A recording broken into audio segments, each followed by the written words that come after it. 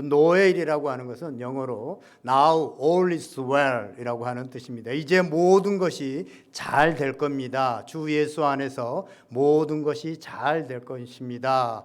Now all is well. 우리 노엘 옆 사람들을 한번 축복하겠습니다. 이제 예수 안에서 모든 것이 잘 될 것입니다. 노엘. 메리 크리스마스도 한번 하겠습니다. 즐겁고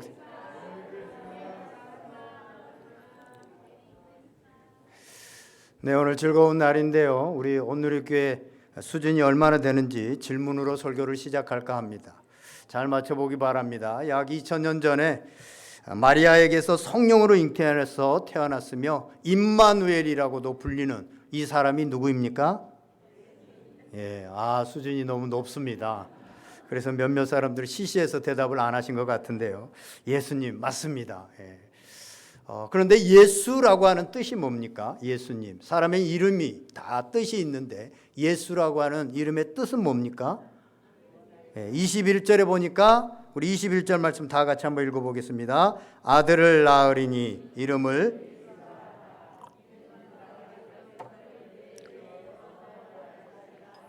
아멘. 예수라고 하는 이름의 뜻은 자기 백성을 죄에서 구원할 자라고 하는 뜻입니다. 아멘. 그렇습니다. 여자로부터 성령으로 잉태하신 예수님이 이 땅에 태어나신 목적은 죄로부터 자기 백성들을 구원하시기 위해서입니다. 인간의 능력이 굉장히 뛰어나서 1만 미터 밑에 있는 해저에 바닷속을 관찰할 수 있고 저 달나라에 우주선을 타고 가서 우주를 다녀올 수도 있습니다. 그런데 인간이 아무리 노력해도 스스로 해결할 수 없는 문제가 바로 죄의 문제입니다. 죄의 문제를 사람이 스스로 해결할 수 있었다면 예수님은 굳이 이 땅에 인간의 모습을 입고 오실 이유가 없었습니다. 예수님이 이 땅에 오실 때 죄가 이 땅에 얼마나 관영했냐면 얼마나 가득했냐면 하나님께서 말라기 이후에 400년 동안 아무 말씀도 안 하시고 침묵하실 만큼 그만큼 죄가 관영했고 죄가 심각했습니다. 죄의 냄새가 진동해서 하나님이 코를 드실 수 없다라고 하는 사실입니다. 언젠가도 제가 말씀드렸지만 청년 시절에 제가 여수에 있는 애왕원이라고 하는 이 나병 환자들이 소록도에서 이렇게 이제 음성이 된 사람들, 아직도 몸에 병이 있지만 전파가 이제 안 되는 사람들이 집단으로 모여서 사는 애양원이라고 하는 곳이 있습니다. 그곳에 가서 일주일가량 수련회를 했는데 새벽에 이제 그들과 함께 새벽 예배를 드리게 되어지는데 아마 우리 교회보다 조금 더 큰 것 같아요. 거기에 새벽에 한 300~400명의 그 나병 환자들이 가득 찼습니다. 그런데 아직도 음성이 되었지만 아직도 몸에 여러 군데서 썩고 진물이 나오고 있고 붕대를 감고 있고 코가 없고 눈이 없고 이런 입술도 다 썩어버린, 그래서 잇몸만 있고 이런 모습들로 있습니다. 그런데 제가 좀 비위가 약합니다. 이 장 이쪽에 좀 약한데요. 아무리 가서 예배를 드리고 앉아 있으려고 해도 새벽이니까 그 냄새가 겨울이라 이 문을 꽁꽁 닫아놓고 히터를 틀어놓고 하니까 그 냄새가 너무나도 가득해가지고 그냥 가만히 있어도 구토가 나오는 거예요. 아무리 참으려고 해도 예배이기 때문에 참으려고 해도 이 구토가 나와서 견딜 수가 없었습니다. 그런데요, 그들은 아무렇지도 않게 예배를 드리고 있었습니다. 그들은 늘 그렇게 생활해 왔기 때문에 자기에게서 냄새가 나는 것도 알지 못하고 다른 사람도 알지 못했던 것입니다. 죄도 그렇습니다. 죄도 냄새가 있는데 죄를 지은 본인은 그 냄새가 진동하는 줄 모른다고 하는 사실입니다. 하나님께서는 이 모습을 너무나도 애타하셨습니다. 하나님께서 보시기엔 너무나도 역겹고 너무나도 역겨운 냄새가 나는데 아무렇지도 않게 그렇게 나아가고 있는 사람들을 보면서 애타했습니다. 그래서 예수님을 보내주셨습니다. 그 날이 바로 성탄절입니다. 우리가 죄를 지으면서도 알지 못하고 죄를 짓고도 어떻게 해결할 수 없었는데 그 죄를 뿌리째 끌어안고 십자가에 달려 돌아가시기 위해서 이 땅에 오신 날이 바로 성탄절입니다. 그래서 성탄절은 기쁜 날이기도 하지만 또한 슬픈 날이기도 합니다. 그렇다면 예수님께서 그 끌어안고 죽으셨던 그 죄의 본질, 그 죄의 뿌리는 어디에 있습니까? 그 뿌리는 바로 아담과 하와의 죄악에서 찾을 수 있습니다. 그 죄의 뿌리는 아담과 하와가 하나님께서 먹지 말라고 한 선악과 열매를 먹은 것으로 시작되어집니다. 이 선악을 알게 하는 나무의 열매를 먹게 되어집니다. 하나님께서 금하신 것이 뭡니까? 탐스러운 열매, 그 사과나 배와 같은 그런 선악과 열매를 먹지 말라고 한 것입니까? 그렇지 않습니다. 선악을 알게 하는 것, 선악을 판단하는 것, 그것을 금하신 것입니다. 하나님께서는 선악과를 통해서 너희가 선악을 판단하면 반드시 죽을 것이다. 너희가 선악을 판단하는 자가 되어지면 반드시 죽을 것이다 라고 말씀하셨습니다. 여러분, 자연을 보세요. 하나님께서 만드신 이 자연 만물을 보면 꽃 하나를 보더라도 수만 종이 됩니다. 이 앞에 오늘 꽃이 아름답게 장식되어져 있는데 보세요. 여기만 하더라도 몇 가지 꽃이 있습니까? 장미 한 송이만 보더라도 똑같은 장미가 없습니다. 잎 크기도 다르고 개수도 다르고 색깔도 다르고, 장미를 보더라도, 동물을 보더라도 그렇습니다. 강아지를 보더라도 강아지 종류가 얼마나 많이 있습니까? 그것도 같은 종이라고 하더라도, 푸들이라고 하더라도 또 각각 그 안에서도 생긴 것들이 다 다릅니다. 우리 사람도 마찬가지입니다. 사람의 얼굴이 다르고 성격이 다르고 걸음걸이가 다르고 지문이 다르고 심지어는 눈의 홍채도 다릅니다. 다 다릅니다. 그래서 핸드폰을 켤 때 이 홍채로 바라보면서 이 사람이 누구다라는 것을 맞춰서 핸드폰이 열리기도 하고 닫히기도 하고 그렇습니다. 하나님이 얼마나 다양하게 만드셨는지 눈의 홍채도 다르다는 거예요. 다. 그래서 하나님께서 이렇게 다양하고 풍성한 피조물들을 지으시고 하신 말씀이 뭐였습니까? 좋았더라.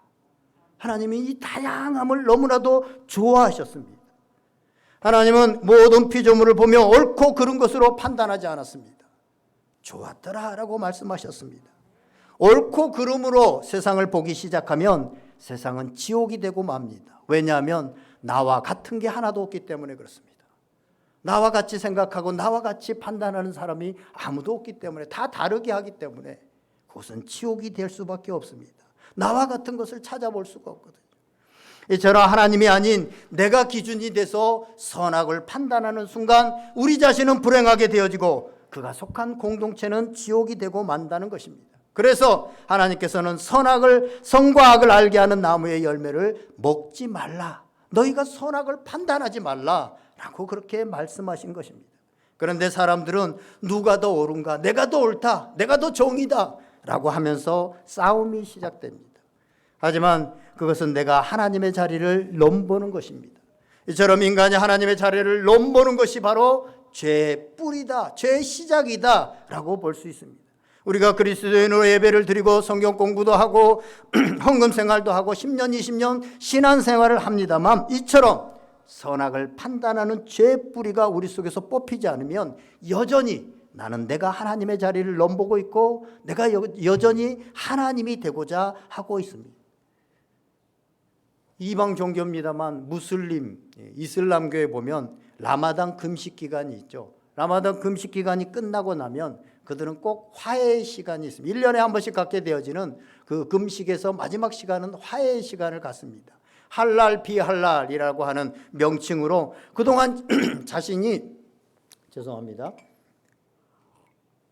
미워했던 사람들, 판단했던 사람들, 또 비난했던 사람들을 찾아가서 용서를 구하고 용서해달라고 말을 한다고 합니다. 저는 우리 그리스도인들에게 이것이 꼭 필요하다라는 생각을 합니다. 서로 죄를 구하고 용서를 비고 뜨겁게 화해하고 포옹하는 시간이 반드시 필요합니다. 저는 평화의 왕으로 화목해 하는 직책을 가지고 이 땅에 오신 예수님이 오신 이 성탄 주간에 또 1년의 마지막, 우리가 마지막 주를 보내면서 지금 이 시간이 용서하고 용서를 받기에 가장 좋은 시간이고, 성탄을 정말 성탄답게 보내려고 하면 기쁘다, 선물을 누구한테 하나 카톡으로 쏜, 그것이 정말 성탄을 성탄처럼 보내는 것이 아니라 내 마음에 미워했던 사람, 내 마음에 용서하지 못하고 있는 사람, 또 내가 아직까지 용서를 빌지 못했던 사람, 그 사람에게 나아가서 잘못했노라고 용서를 구하고 용서할 때 그것이 가장 성탄을 성탄답게 보내는 것이라고 생각합니다. 세상 사람들도 연말이 되어지면 막년회다 뭐 이런 거라 이런 일을 핑계를 대고 모임을 갖고 술을 이용해서 술로 그들의 맺혔던 것들 또 미워했던 마음들 이런 것들을 풀고 새해를 새롭게 시작하려고 합니다. 저는 우리 그리스도인들이 서로 용서를 구하고 화해하는 것이 그렇지 않고 100번 예배를 드리는 것보다 훨씬 하나님이 기뻐하신다고 생각합니다. 저는 이것이 저의 생각뿐만이 아니라 성경이 말씀하고 있는 것입니다. 마태복음 5장 23절을 보면 이렇게 말씀합니다. 그러므로 예물을 제단에 드리려다가 거기서 내 형제에게 원망 들을 만한 일이 생각나거든 예물을 제단 앞에 두고 먼저 가서 형제와 화목하고 그 후에 와서 예물을 드리라. 아멘. 예배와 예물이 먼저가 아니라 형제와 화목하는 것이 먼저다라고 말씀하고 있습니다. 이렇게 화해하고 한 마음이 되어지면 내 마음에서부터 하나님의 나라 천국이 이루어지게 되어지고 내가 속한 곳이 천국이 이루어지고 내가 속한 가정, 내가 속한 교회, 내가 속한 공동체가 천국이 이루어지게 되고 그곳에 성령이 임재하고 성령이 역사하게 된다고 하는 사실입니다. 사랑하시는 여러분, 이 성탄의 기간에 가장 성탄답게 보낼 수 있는 것은 바로 이러한 사랑의 마음, 용서하고 사랑이 내 속에서 솟아나야 가장 성탄을 성탄답게 보낸다고 하는 것을 기억할 수 있기를 바랍니다.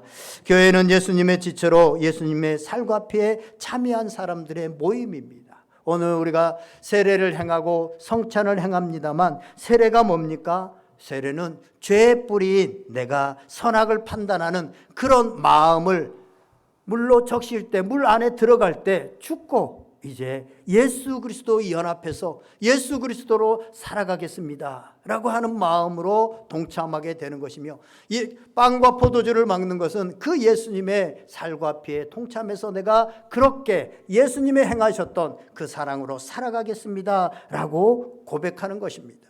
그런데 우리가 세례를 받고 시간이 지나가면 자기 죄를 들여다보지 않는 경향이 있습니다. 여러분, 구원은 진행형입니다. 성경은 두렵고 떨림으로 너희 구원을 이루라 라고 분명하게 말씀하고 있습니다. 두렵고 떨림으로 우리의 구원을 이루어 가야 된다고 하는 사실입니다. 우리는 구원을 받았기 때문에 내 속에 이제 성령님이 계십니다. 내 속에 성령님이 계시기 때문에 이제 죄에 대해서 더 민감해졌습니다. 이제 우리는 우리 속에 있는 성령의 능력으로 죄와 싸우되 피 흘리기까지 싸워야 된다라고 성경은 말씀하고 있습니다. 그렇지 않으면 마귀가 우는 사자처럼 삼킬 자를 찾고 결국은 그것의 마음을 빼앗기게 되어지며 마귀의 놀이개가 되어지고 마귀가 마음껏 우리 안에서 활동하게 되어지면 나도 모르게 이전보다 더 많이 판단을 하게 되고 신앙생활을 10년, 20년 했는데 더 많은 판단자가 되어지고 더 많이 내가 하나님이 되어졌다면 그것은 올바른 신앙의 자세로 나아가고 있는 모습이 아니라고 하는 사실입니다. 주일학교 어린이가 목사님에게 질문이 있어요. 아니, 내가 문제를 내볼 테니까 목사님 맞춰보세요 라고 했어요. 내보라고 하니까 5 빼기 3이 뭘까요? 라고 물었어요. 목사님, 뭐야? 넌센스야? 뭐 이렇게 했어요. 그래서 목사님이 머뭇머뭇거리고 있자 정답은요 2예요.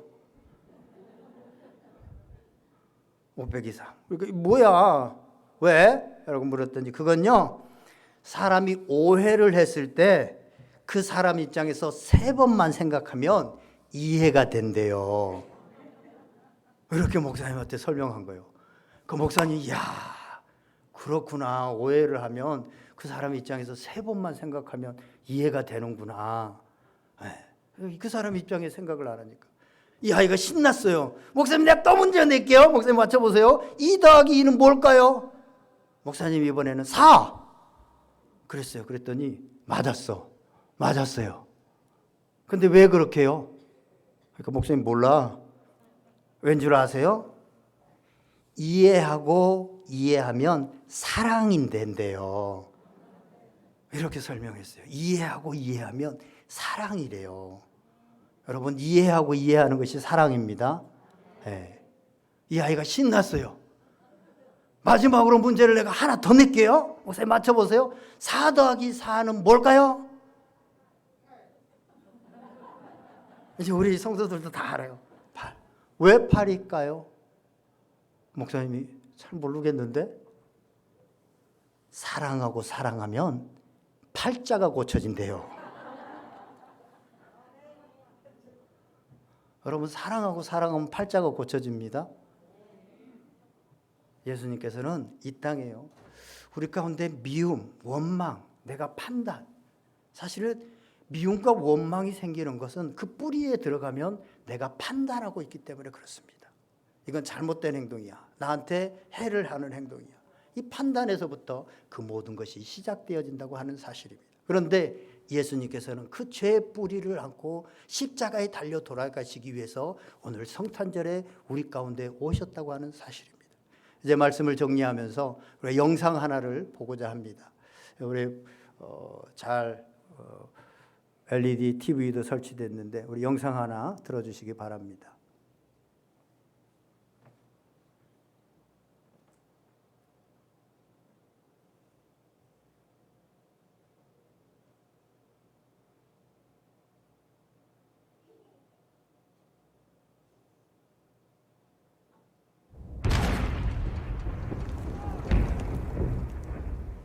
Jenkins. Oakley. 9.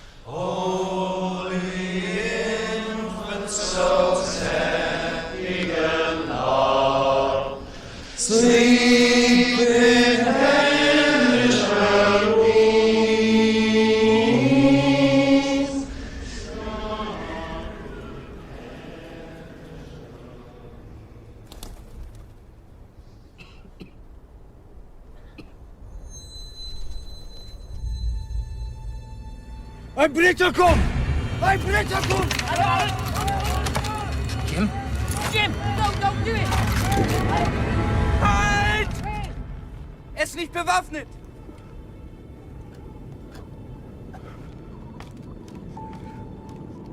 Nein, Otto! Jim!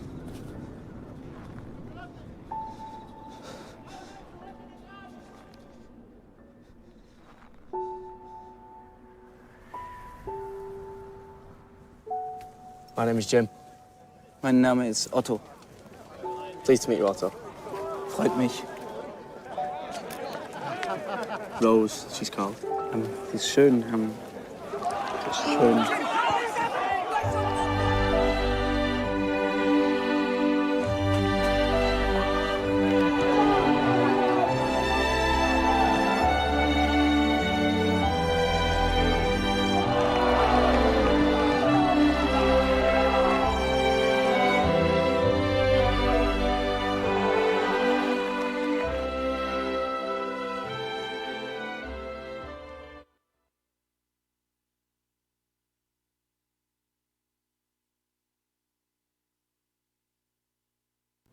독일과 연합군이 실제로 전쟁을 할 때 그때 성탄절이 그때 있었습니다. 기적의 크리스마스라고 하는 제목의 영화인데 그 상황, 그때 이 크리스마스 때 서로 주님의 오심을 찬양하면서 독일과 연합군이 함께 찬양하면서 하루 동안 그 정말 치열했던 전쟁터에 평화가 임했던 그것을 소재로 해서 영화로 만든 것입니다.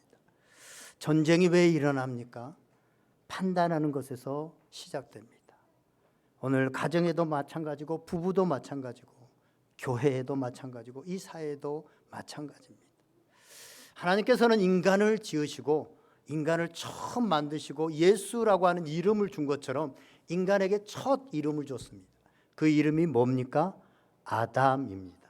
우리는 다 아담으로부터 온 것이고 하나님께서는 사람을 아담이라고 지었습니다. 아담이라고 하는 것은 흙이라는 뜻입니다. 흙이라는 뜻입니다. 흙은 모두가 밟고 다니는 것이 바로 흙입니다. 흙은 가장 낮은 곳에 있습니다. 예수님은 가장 낮은 곳으로 임하셨습니다. 하늘 영광을 버리시고 흙인 인간으로 오셨습니다. 또 왕으로 오실 수 있었는데 또 성인으로 오셨을 수 있었는데 가장 연약한, 누구나 건드리면 누구나 찌르면 죽음을 당할 수밖에 없는 어린아이의 모습, 누가 돌봐주지 않으면 살 수 없는 그런 모습으로 오셨습니다. 성인으로 충분히 오실 수 있었는데 또 왕궁에서 태어날 수 있는데 마구간에서 오셨습니다. 가장 낮은 곳으로 임하셨습니다. 가장 낮은 곳에서 보면 이해가 됩니다. 영어에 understand라고 하는 말이 있습니다. 이해하다라고 하는 말이죠. 이 말은 두 단어가 합해진 단어입니다. under라고 하는 말과 stand라고 하는 말이죠. under, 밑에, 아래라는 겁니다. 아래서 아래 서면, stand, 서면 이해가 되어진다고 하는 사실입니다. 우리가 높은 곳에 서 있기 때문에, 내가 판단자로 서 있기 때문에 상대방을 이해하지 못하고 상대방을 비난하고 미워하고 있지 않는지, 오늘 이 성탄의 아침에 우리 한번 우리 자신을 돌아보고 낮아져서 가장 낮은 곳으로 오신 그 예수님의 은혜를 생각하면서 오늘 우리가 세례를 받고 성찬에 참여하는 그런 시간이 될 수 있기를 주님의 이름으로 간절히 축원드립니다. 우리 이어서 바로 세례 예식을 행하도록 하겠습니다.